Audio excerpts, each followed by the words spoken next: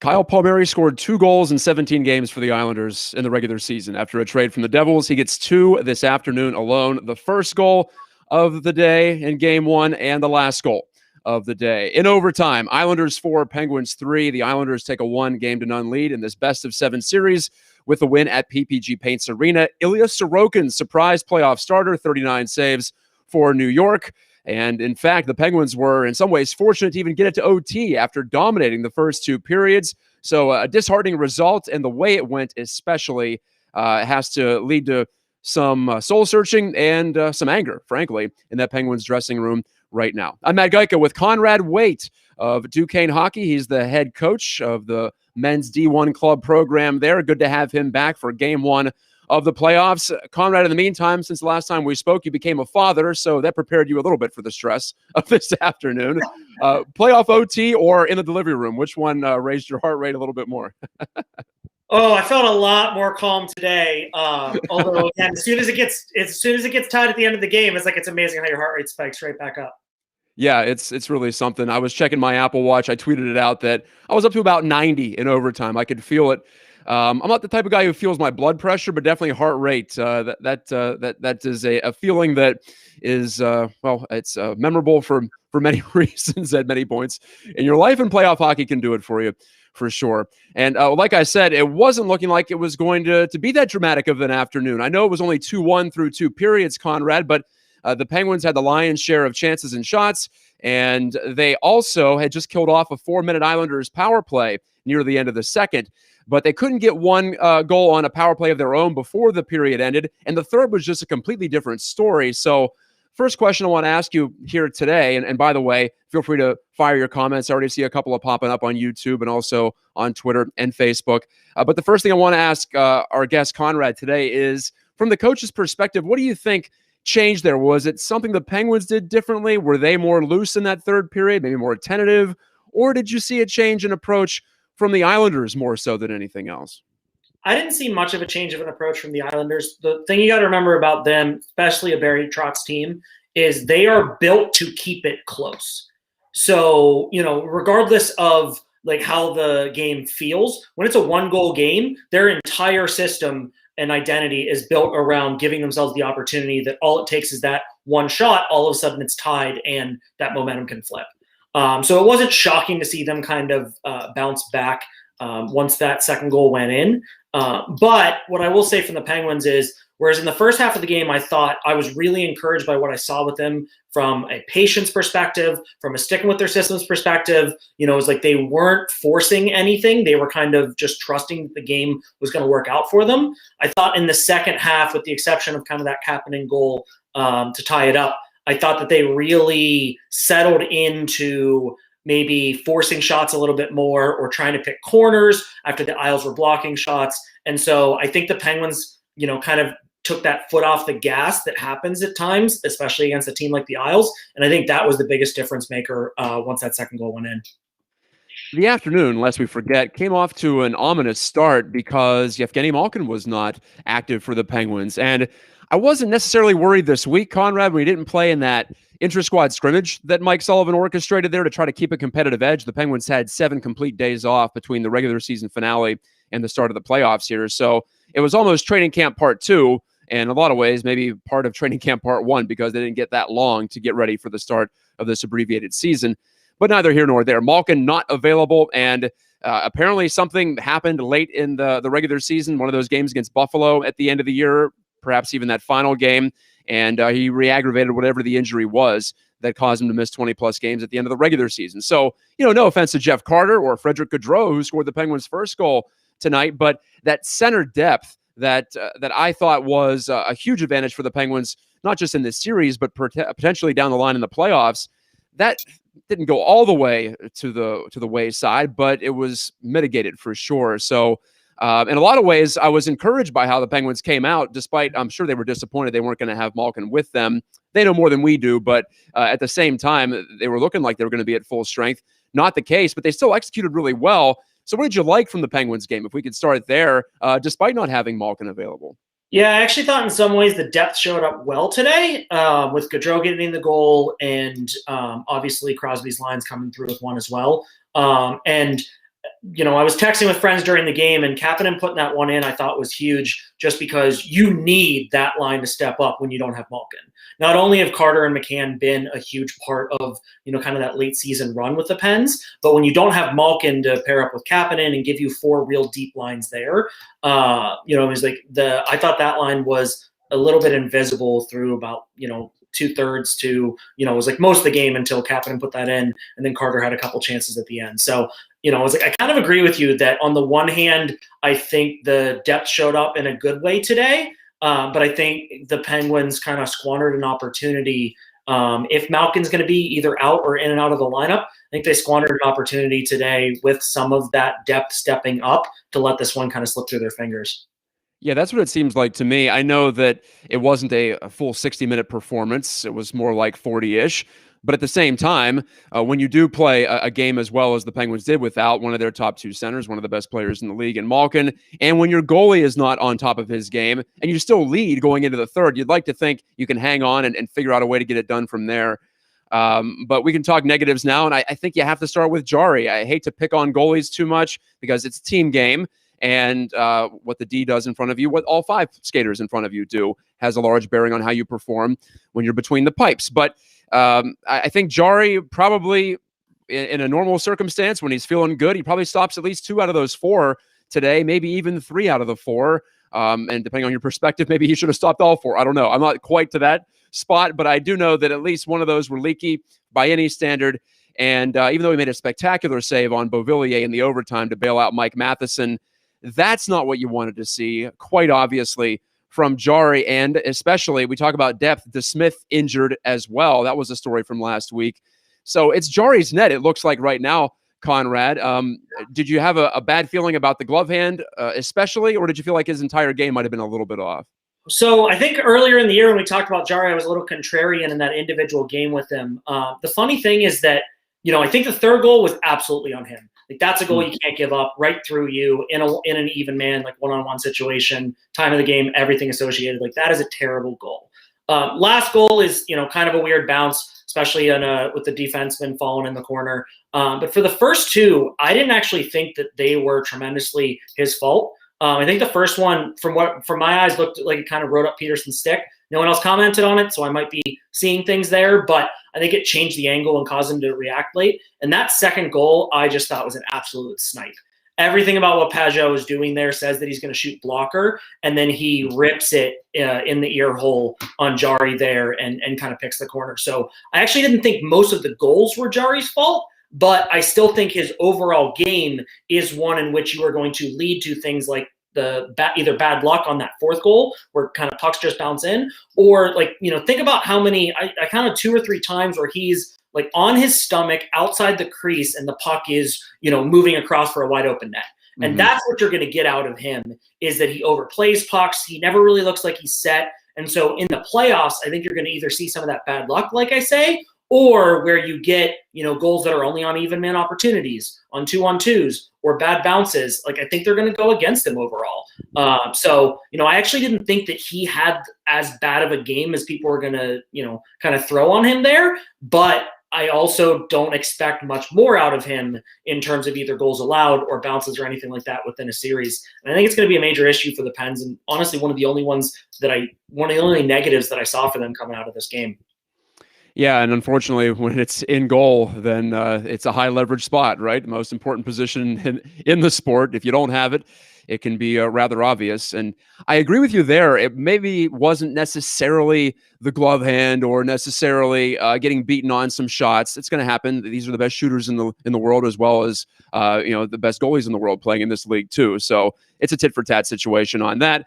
But there were many opportunities for the Islanders where Jarry's out of the blue paint. He reminded me a little bit of Marc-Andre Fleury in his younger years, where he was just getting too far outside the post. The push was too strong and just trying to do too much, generally speaking, it appeared to me. I'm no goalie expert, but it looked like a guy who was searching for it and just trying to make 2 saves for every 1 shot, if that makes any sense.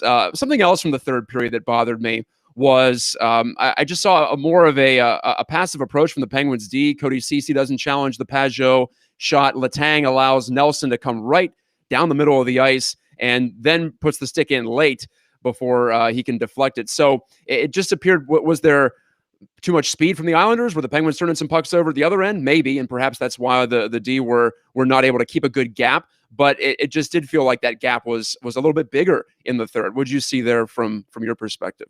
Yeah, I thought it was a strange step by CC to kind of just almost back off and give up the shot.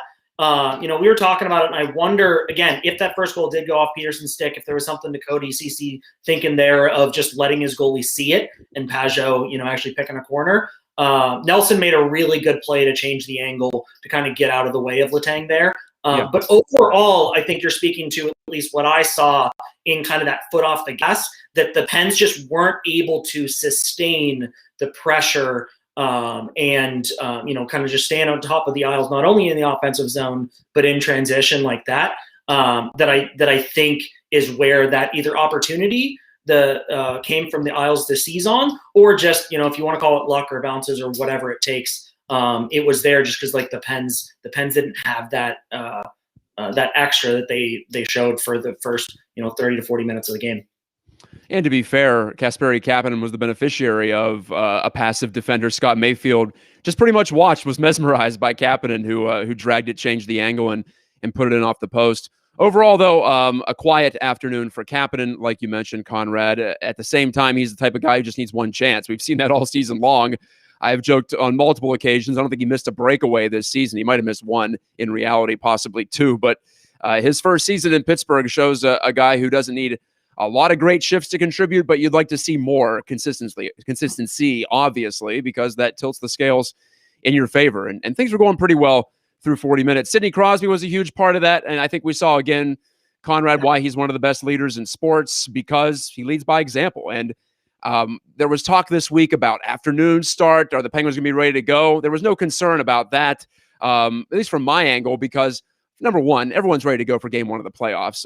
Number two, you have one of the best starters in professional sports history, in my opinion, in Crosby. And he does it again, gets a deflection goal, had 2 or 3 other golden chances in the first, was setting things up, playing the body. You saw him against the boards, below the hash marks, again, displaying that otherworldly lower body strength and agility and balance. It was all there. It was all on display. And really just the one goal seemed like shortchanging him for the effort and the performance here tonight. So as a coach, Conrad, you have to appreciate just knowing out of every 4 lines you put out there, one of them is probably going to have a pretty good shift and pin the puck in and help you build some momentum. Yeah, I mean, the Pens' best players today were Crosby and Letang, which is what you need. Mm-hmm. It was like, if you're going to win a playoff series, you want your best players to be your best players. Again, it was like, that kind of feels unfortunate that it's a squandered opportunity, but if I'm looking forward on the series, I think with the exception of Jarry or the goaltending, I took a lot of positives out of today, and Crosby is one of the biggest ones. His line was consistently keeping offensive zone pressure. It was like he himself was, creating a significant amount of opportunities. It's like he had the 2 goal line tips. Actually it was maybe 7 minutes left in the game or somewhere along those lines, I think. He put a backhand shot from about a foot below the goal line off the post that I thought was one of the sickest plays that he made all game. It was like he missed by about 2 inches hitting that in the net from below the goal line off Sorokin.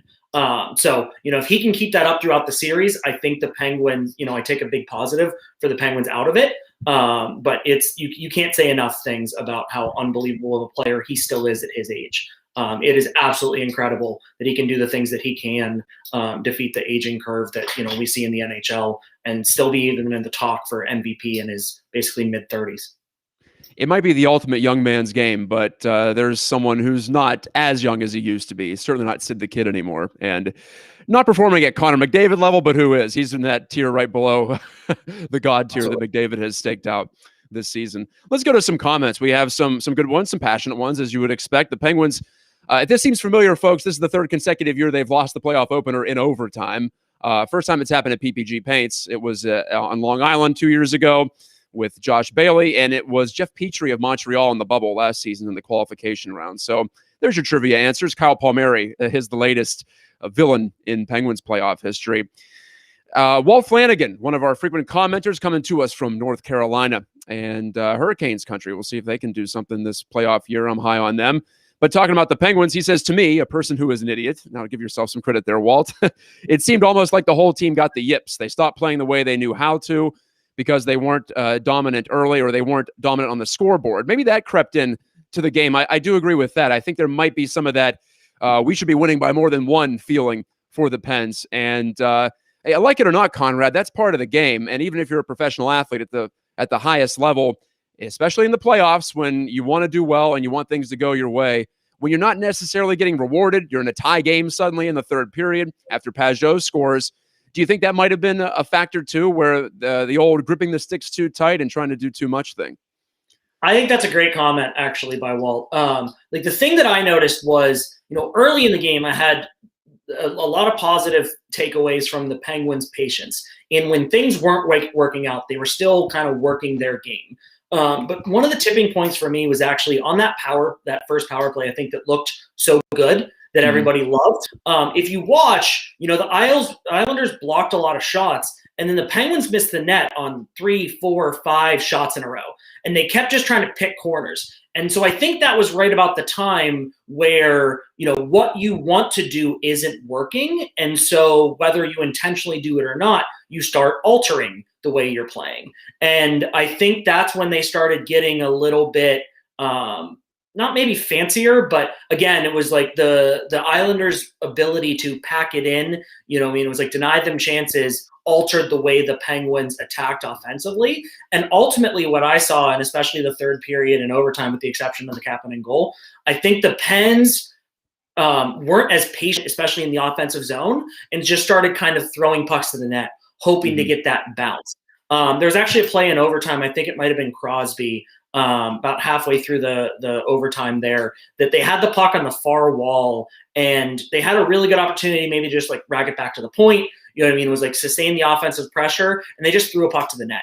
And I think the story of this series is going to be, how do they bounce back next game? Do they go down that rabbit hole of frustration that we've seen time and time again with these kind of series, either against the Isles 2 years ago, Barry Trotz teams in general, Canadians years and years ago, or last season, all of that? Or are they able to maintain the confidence and persistence that comes with experience and, kind of stick to what has worked for them for so long? I'm glad you brought that up. That was Crosby, who shot from the sharp angle. And hey, we've seen him score from ridiculous spots a couple times this year even.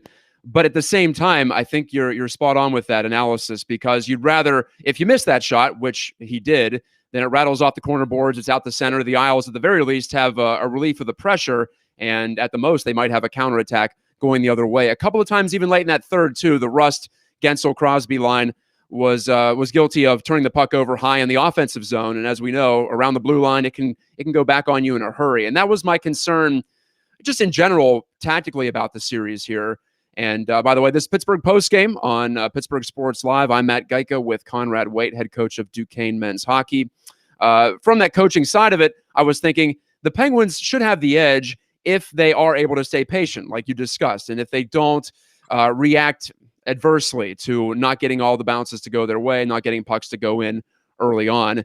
If they don't feed the Isles counter, that's where they're the most dangerous. They're a decent team, but they didn't score a lot of goals this year, the Islanders. So it's almost like you have to force feed them some chances to get them going. And as we saw in the third, they can get it rolling, and suddenly it tilts in the other direction. But that was my concern, that the Penguins would not learn from that series loss 2 years ago, in which they did that. They played the opposite of the way you want to play against the Islanders, with turnovers and bad pinches, ill-timed pinches, that sort of thing. So we almost saw all of that in one game, didn't we? We saw the good and the bad. Yeah, and that's like the one positive to that I take away is that I don't think they kind of went off that deep end. Because again, if you look at all the Isles opportunities, it's like they were all even man rushes, and then just kind of that bounce that Palmeiri was able to put in at the end. So It didn't turn into a bad shootout from the Pens' perspective that way, that they're pressing and giving it up in counter. But if Jari is going to get outplayed by Sorokin in this series, and Sorokin, I think, is going to be a big problem for the Pens. I expect that he should be able to steal a game or two, if you don't want to call that first game a steal. It's going to be tough for the Penguins to be able to stay with, I mean, it's like not only their system, but the offensive opportunities and style that will actually work for them if they don't get that carrot every once in a while. And like I said, you saw that start to dip their toe in the waters with that today. It'll just be very interesting to see how they bounce back next game. And I will say that my full expectation, based on what I've seen this season and what I saw through the beginning parts of that game, is that they have the resolve to actually get back and, find the success in it. But the proof will be in the pudding.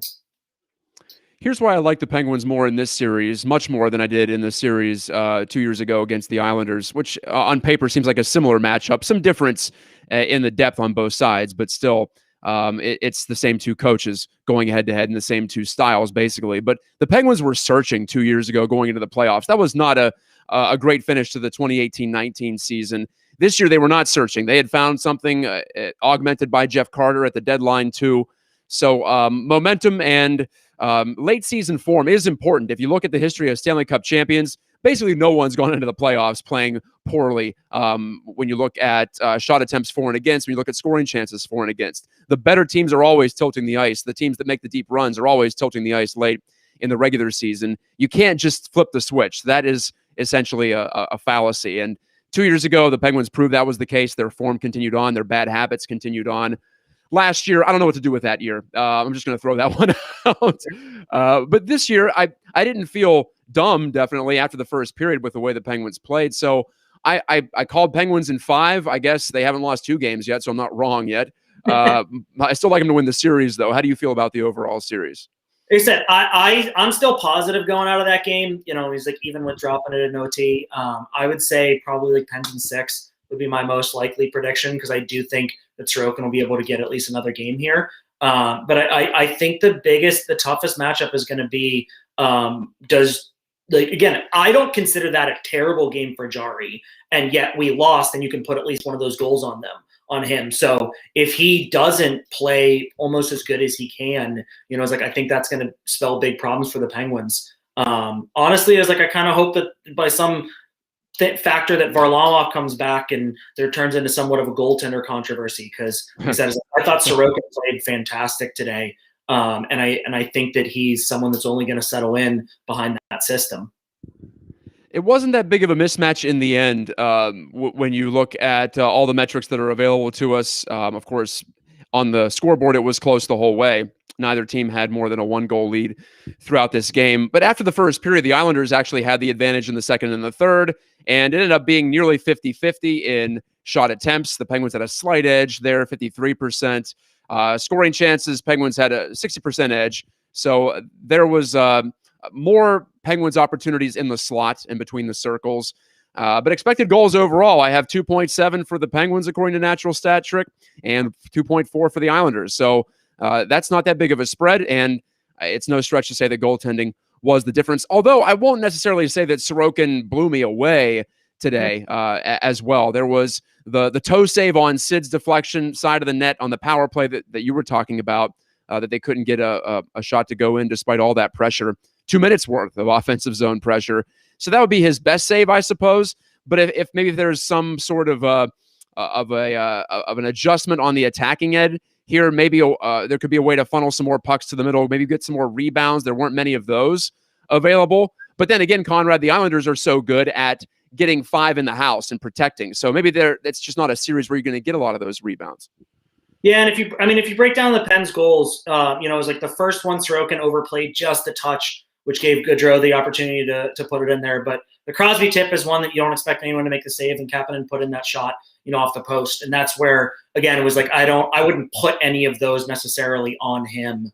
And yeah, the Pens were able to get up 3. It's like, which is why I figure that throughout a series he might be able to settle in a little bit there. It's tough against the Isles system to be able to get, what you consider, dirty goals, playoff goals. It's like everything that the Pens maybe struggle with at times. It's like when they're a little bit prettier of a team. One thing we haven't talked about too much is special teams, and you don't get a ton of opportunities in the playoffs. But I think that might be the other X factor. Is it's like we like the way Penguins power play looked today, in setting everything up and creating opportunities, but they don't score. And when a game goes to OT, it's like the special teams can be that just half a goal or 1 goal difference there. And so I think it was like the other story for me, if it's not goaltending, is going to be who wins the special teams battle. It was like it was even today, if I'm not mistaken. Then the break went against the Pens, but it was like one goal throughout that game with all the chances that they had, especially with the sustained pressure, and that game doesn't go to OT. We're going to be rolling with these Pittsburgh post games throughout the playoffs, regardless of how long they last. Go to Pittsburgh Sports Live, like and subscribe, and sign up for the notifications. Click that little bell icon because that'll let you know when we go live. It's usually within a couple of minutes after the final buzzer, but hey, sometimes technical issues come up on my end. Sometimes we're trying to gather our thoughts. So I don't want to say it's always a couple of minutes after, but we try to get on as quickly as we can. And on this beautiful Sunday afternoon, we definitely wanted to leave you some time to enjoy the day for sure. And if you're a Penguins fan, try to forget about the outcome and look ahead to Tuesday night, which will be game 2.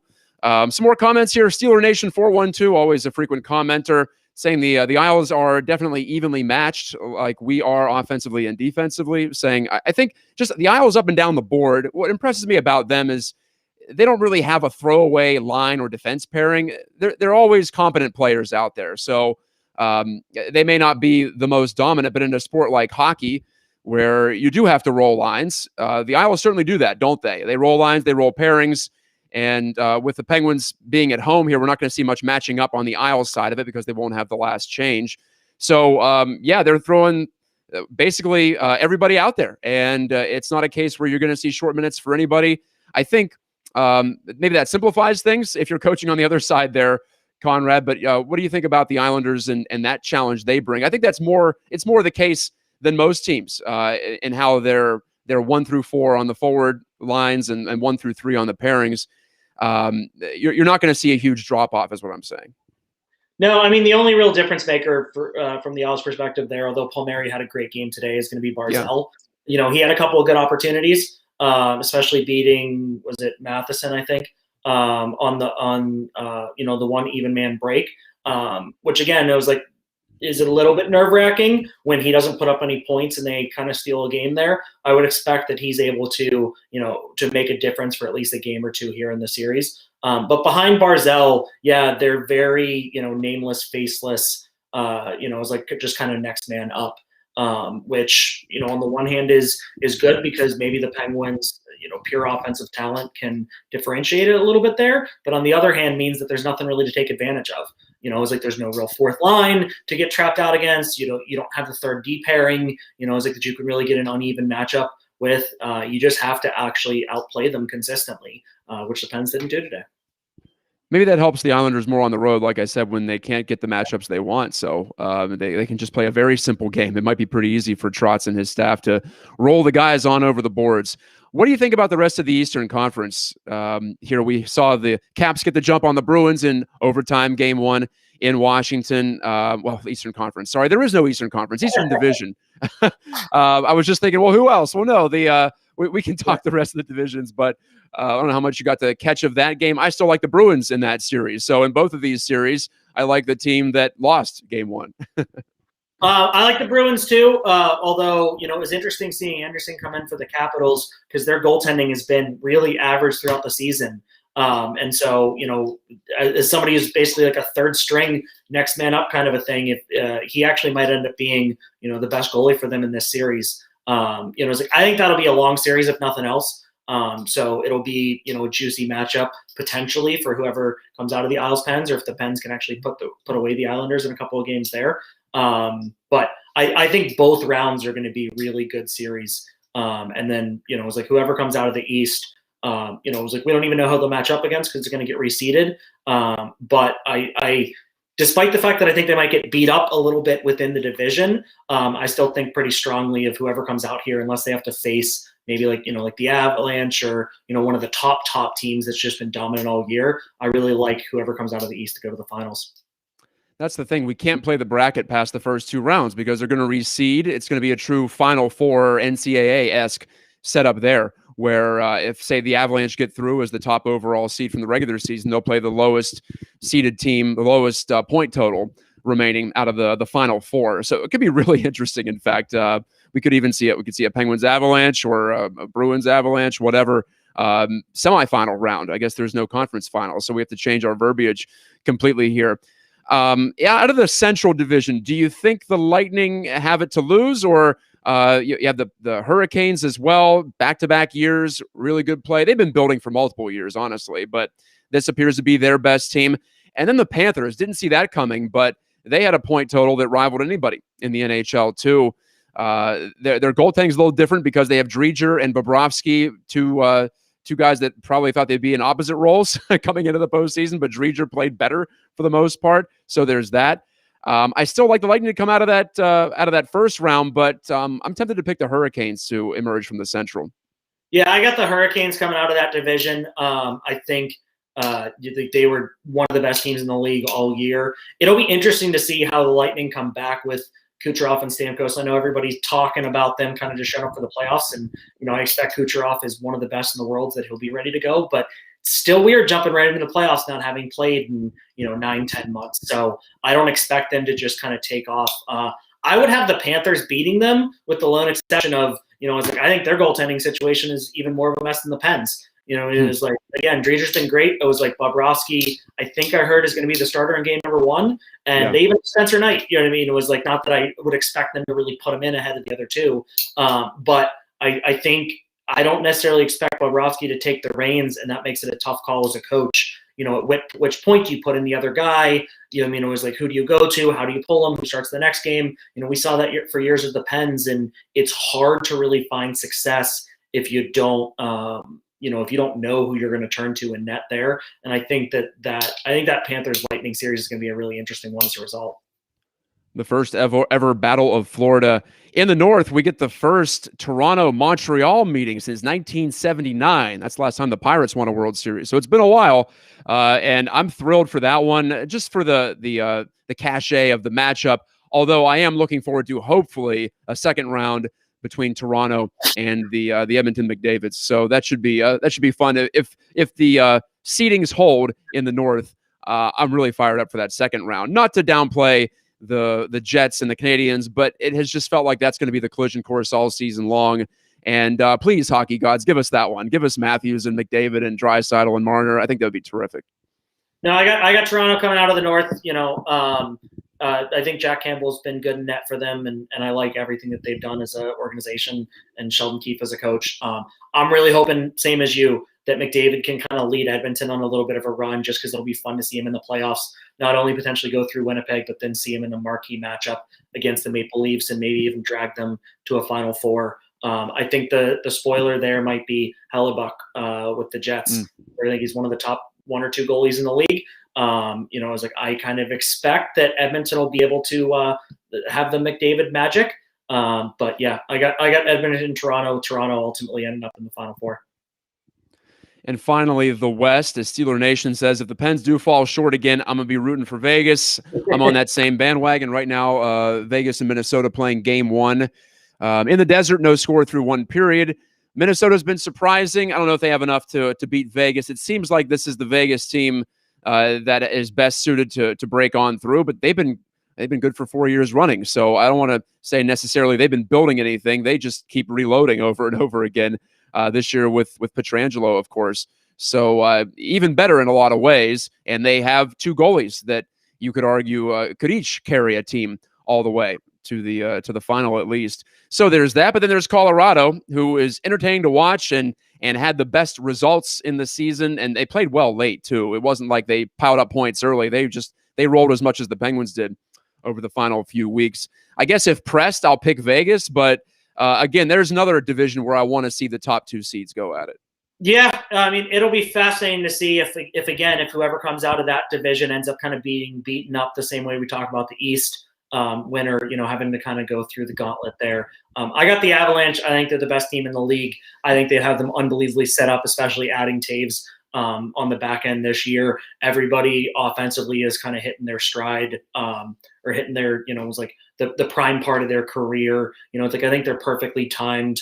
There's like to go on a run and probably win the cup this year. But that Vegas Minnesota series, I think, is going to be one of the best ones of the whole playoffs. I figure Vegas will sneak it out. Fleury had as good of a season as he probably had in his entire career this year, going into the playoffs with confidence, and the team in general was playing well. But, you know, it's like Minnesota's had their number. So, you know, whatever happens there, I think it'd be awesome to see that series go for a while, and then see Vegas Avalanche, you know, slug it out for probably at that point, unless the Hurricanes go through, maybe the Lightning, probably would be the favorite going into the Final Four, is whoever comes out of the West. Yeah, we just have to focus on the first two rounds because we don't know what that Final Four matchups might be like. So fun to skate around the league with you, Conrad. Do you have any other thoughts on this game? Did it change your perception of this series at all? Because for me, I still feel I agree with what Walt Flanagan said at the top. It was both awful and encouraging. Awful to lose, but there was plenty there to back up my concept. There was a proof of concept today that the Penguins could do it even without Malkin, which I didn't expect. I was assuming he was going to play. So that part's concerning. If Malkin comes back, I love him in this series still, despite being down 1-0. If he doesn't come back, I still like him, but then it's probably going 7, I would imagine, one way or another. Yeah, I think the only thing that I took away from it that was surprising that way is, you know, like everyone kind of expected the Pens to maybe roll over the Isles because Islanders have been bad for a little bit in the season. Penguins have really hit their stride since the trade deadline.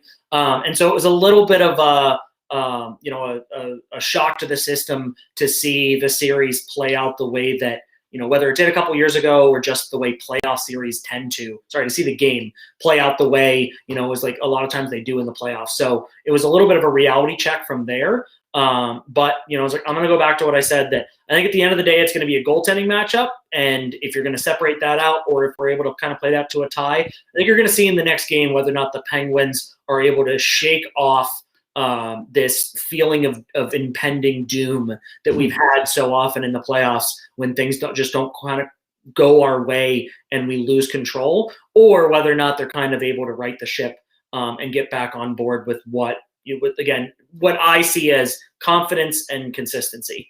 And my expectation is that, you know, that they'll be able to kind of bounce back from that. It's one of the things that so often, you know, we value veterans, you know, leadership and experience when it comes to these kind of things, because, you know, how you mentally attack things when things aren't going your way. A lot of times you fall back on your habits from that perspective, but I expect them to kind of bounce back from it. But I think game 2 will be a big litmus test as to how the rest of the series goes. It's so funny, isn't it? You mentioned the impending doom. This is a team that's won 3 Stanley Cups, 2 of them not that long ago, but there's only a couple of players carried over from the 2017 champions. You're talking about Jake Gensel, Chad Ruhwedel, and then, of course, Crosby, Malkin, and Letang. So it's a drastically different team.